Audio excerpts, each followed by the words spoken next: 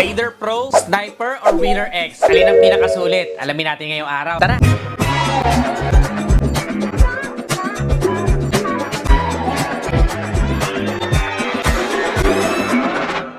So, nag-iusap-usapan nga nakaraan netizens yung paglabas sa pinakabagong Raider Pro, which is, kilala naman natin ang Raider na talaga namamayagpag sa kategory niya. At nagkaroon na nga tayo ng comparison video before ng Raider Sniper versus Winner X. Pero ngayon, gawa natin ang updated version dahil may bago ng Raider Pro. Pag-usapan muna natin, first of all, is yung looks. So, pagdating sa aesthetic netizens, like ko sinasabi na magkakaiba tayo ng taste and preference. For me, personal take ko dyan, Winner X really looks like a bike na pang-racing. Napaka-appealing agad nito sa masa. Sobrang dami agad nagkagusto sa aesthetic nito. At ang medyo dikit na kalaban niya pagdating sa design is yung Sniper. So, Sniper naman is medyo matagal na panahon na naandito sa atin sa Pilipinas. Nag-evolve na lang din yung itsura niya through time. And very appealing pa rin talaga si Sniper kasi yun. Ganun din. Medyo pang-racing din talaga yung design niya, no? Halata mong magmamabilis. So, itong dalawa yung medyo nagdidikit pagdating sa design ni designs. Pero parang mas makalapad tignan or mas malaki itong si Winner X. Si Sniper medyo mas manipis ng konti pero racing pa din yung pinaka-design niya. On the other hand, naging usap-usapan nga kamakailan dahil napaka-benta ni Raider pero itong pinakabago nilang design is medyo naging controversial para sa maraming fans. My personal take ni this is nag-evolve naman siya, so for me, nasa sa inyo na lang talaga kung magagandahan kayo sa kanya or hindi. Pagdating sa looks ni this, alin sa tatlong pinaka-pogi para sa inyo? Comment nyo nga sa baba. They all have LED headlights ni this na maliwanag pagdating sa gabi. Magkakaiba ng hatid ng looks, lalong-lalo na yung mga ulo nila or yung pinakamuka. Ang pinaka nagustuhan ko lang sa dimension ng Raider Pro netizens is very good siya sa mga short riders kagaya ko kasi mababa yung seat height niya. Parehas lang ng seat height itong si Winner X at si Sniper. So kung medyo matangkad ka, pwede mo i-consider either si Winner X or si Sniper netizens. Pagdating naman sa taillight netizens, magkakaiba rin sila ng hatid na taillight. More on the minimalist lang yung mga taillight na lumalabas nowadays kung mapapansin ninyo. Nag-iba na nga lang din yung taillight ni Raider Pro. Pare-parehas silang mayroong mga nakalitaw na turn signals. Added visibility at night at the same time ay aesthetics na din. When it comes to colorway netizens, para sa akin ang pinaka-appealing is si Winner X kasi meron sila yung parang triple color. Sunod si Sniper and last is si Raider Pro dahil dalawang options pa lang ng colorway yung pwede natin pagpilian as of now. Baka soon, maglabas pa sila ng ibang kulay. So I'm eyeing ng color all black para dito sa Raider Pro. O kaya naman something playful like medyo blue, di ba? Magaganda rin yung mga blue na Raider eh. So syempre, ang pinakamahalaga is yung core ng motorsiklo which is yung kanilang engine. Alin nga ba sa tatlo ang pinakamalakas? They all have 4-stroke. Pare-parehas din po sila na naka-single cylinder at 4 valves. Ang pinagkaiba lang ay Raider. Winner X have dual overhead cam. Arguable talaga kung alin ang mas maganda eh. Dual overhead cam ba or single overhead cam? Kasi marami din nagtatalo pagdating dyan. They are all powerful engines para sa kanilang category. 155cc. Pero tingnan natin yung bore and stroke. Raider ang may pinakamalaki na bore and stroke na 62 by 48.8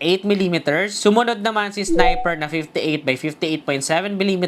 And last, si Winner X na merong 57.3 by 57.8 mm. Sa performance, ang pinaka-torque po sa tatlo ay si Sniper dahil meron siyang 14.4 Nm at 8,000 RPM na max torque. Sumunod naman dyan si Raider na 13.8 Nm at 8,500 RPM. And last is si Winner X na merong 13.5 Nm at 7,000 RPM. Ang maximum power, pinakamalakas si Raider na 13.5 kilowatts at 10,000 RPM. Sumunod po si Sniper na 13.2 kilowatts at 9,500 RPM. And last is si Winner X na merong 11.5 kilowatts at 9,000 RPM na maximum power. So obviously, si Raider po ang namamayagpag pagdating sa max power at mas torque naman po itong si Sniper sa unang arangkada. So si Winner X yung medyo nangungulelat pagdating sa ganyang usapan. Pero I think siya naman yung nangunguna pagdating sa boto when it comes to aesthetics. Pare-pares din po silang fuel injected, Winner X PGM-FI. Lahat din po ito ay manual transmission netizens na 6-speed at pagdating naman sa compression ratio, magkakaiba din po sila. Pinakamataas si Raider na 11.5:1. Next si Winner X na 11.3:1 and last si Sniper na 10.5:1. Isa rin sa dapat natin i-consider is yung bigat ng motorsiklo. Pinakamabigat po sa tatlo si Winner X na 122 kilograms. Sumunod naman po si Sniper na 121 kilograms para sa R version at 100 119 kilograms para sa standard version. 112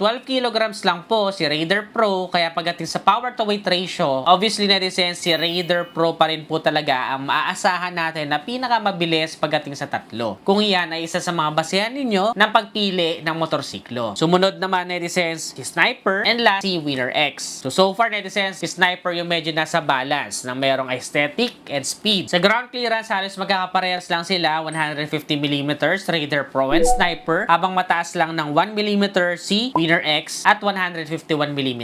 So lahat po sila ay wala na problema sa mga konting daanan sa baha at saka mga higanting hams sa Pilipinas. Okay na okay din talaga ang pang long ride at pang everyday, kahit ano pa yung kondisyon ng kalsadang madadaanan natin. Ngayon, pag-usapan naman natin syempre yung fuel consumption. Kahit nasabihin natin na si Winner X yung pinakakulelat pagdating sa performance, siya naman po ang pasasalamatan nyo pagdating sa fuel consumption. Dahil meron po itong average of 52.3 kilometers per liter. Sumunod po si Sniper na 45 kilometers per liter. Pinakamalakas sa gas si Raider na 43.4 kilometers per liter. Pero yun naman po ay ang binabayaran mo doon is syempre yung performance niya. Pero napakaliit lang po ng mga difference na yun pagdating sa actual or sa totoong buhay. Maliit lang naman yung makikita natin na pinagkaiba niyan tatlo. Pero syempre kung practical ka, mahalaga sa'yo bawat sentimo, napakahalaga din na malaman natin yan. Isa yan sa mga dapat i-consider ninyo ha. Gusto mo ba ng power pero mas malakas sa gas? Or gusto mo ng mabait lang pero matipid naman sa gas? So syempre, mahalaga din ang sukat ng gulong. Lahat po sila ay naka 17 inches wheels netizens. Sa front tire, si Raider ay 70/90. 90/80 naman si Sniper. At pareha sila ni Winner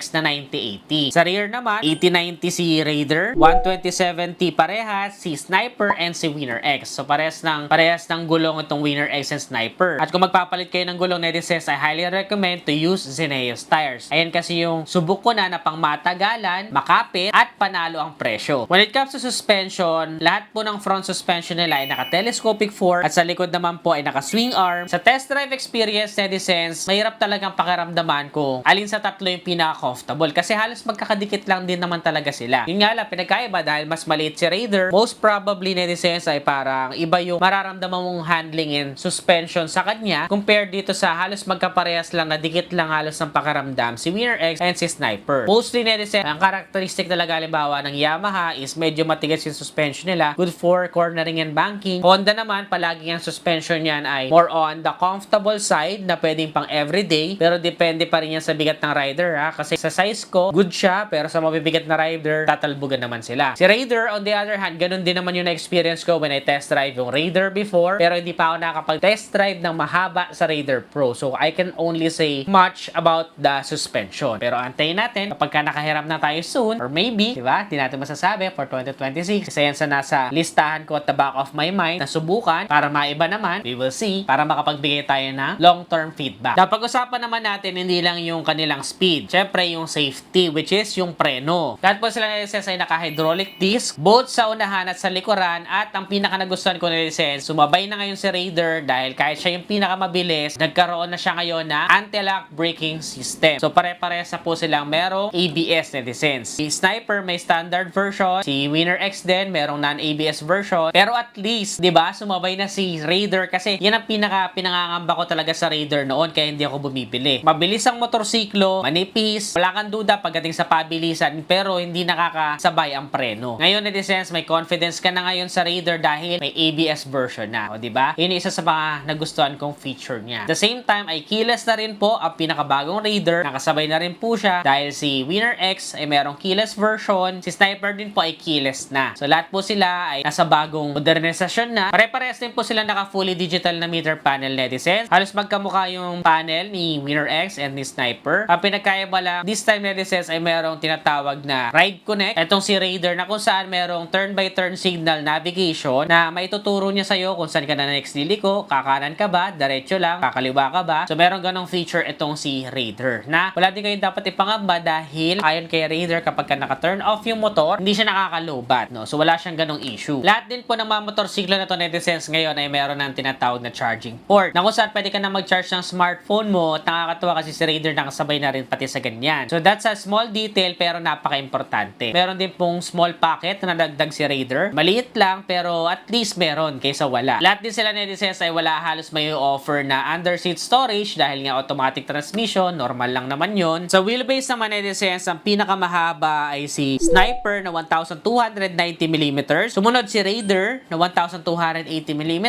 And last, si Winner X na mayroong 1,278mm. Pagdating sa fuel tank capacity netizens, ang pinakamalaki ay si Sniper na 5.4 liters. Surprisingly, si Yamaha ang pinakamalaki ang fuel tank ngayon. Sumunod, si Winner X na 4.5 liters. At last naman po si Raider na 4 liters. Impressive na rin siya given the dimensions. Speaking of dimensions netizens, sobrang nipis ni Raider dahil 1,955 by 675 by 980mm ang length, width, and height niya. Si Sniper naman ay 1,975 by 665 by 1,085. Habang si Winner X naman po ang pinakamalaki at malapad dahil 2,019 by 725 by 1,104mm ang kanyang overall dimension. Sa kulay, si Raider ay merong tech yellow, candy matte, bordeaux red. Si Sniper naman ay merong cyan at saka race blue. Habang napakadaming option na ito ng Winner X dahil meron siyang pearl iceberg white, infinity red, matte galaxy metallic, matte meteoric red metallic, at yung special edition na ABS Racing Infinity Red. Alin sa mga kulay na yan ang favorite nyo netizens? Comment nyo nga sa ibaba. Ang tanong, syempre, after all these specs and features na mapapakinabangan natin sa mga motorsiklo na to, alin nga ba sa kanila ang pinakasulit? Si Winner X netizens ay merong presyo 123,900 para sa standard at 129,900 naman para sa premium. Ito naman sa kanilang ABS Racing is 131,000 pesos po yan. Habang si Sniper naman po ay merong 125,900 pesos. On the other hand, ito naman pong si Raider ay merong SRP ngayon na 146,400 pesos. So this time around netizens ay pinaka-pricey na po itong si Raider. Compare for example sa in-expect kong mahal, which is yung Winner X, 131,900. So nasa middle side itong si Sniper netizens. Kung gusto mo na nasa gitna ka, na merong combination ng both ng design and ng speed, pwede ka kay Sniper, pati yung presyo, pasok din siya sa kaya niyang i-offer. Kung gusto mo naman ng more on aesthetic at matipid sa gasolina, pwede ka kay Winner X. And syempre, pinaka binibili mo is yung speed na ngayon ay naka-ABS na at meron pang Ride Connect. Pwede ka dito sa pinakabagong Raider Pro. So for me netizens, value for money, I would say si Winner X yung pinaka merong value for money for the three of these motorcycles. Para naman sa overall balance, si Sniper yung pipiliin ko. And para naman sa speed, si Raider yung pipiliin ko. Ayun netizens, alin sa tatlo yung pinaka nag-stand out sa inyo based sa mga narinig ninyo? Comment nyo naman dyan sa baba. Meron pa ba kayong mga ibang motorsiklo na gusto nyo i-comparo next vlog or i-review natin? I-comment nyo lang at baka kayo naman na mapagbigyan natin next vlog. Kung nagustuhan mo to, don't forget to give this video a thumbs up, subscribe. Again, this is Adriano. Always keep it cool, ride safe always.